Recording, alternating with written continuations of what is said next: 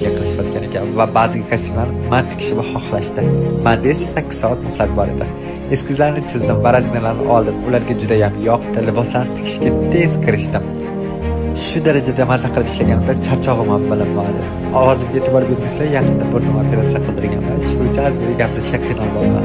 Liboslarni tayyorlab, syomочный plashatga shaxsan o'zim olib borgim keldi, o'zim topshirib keldi. Va ularning oldida shu darajada hayajonlandimki, ko'rsanglar bo'ladi, kadrlarda gaplashganimda judayam o'zimni boshqacha tutganman. Qolgan video davomida ko'rsanglar bo'ladi.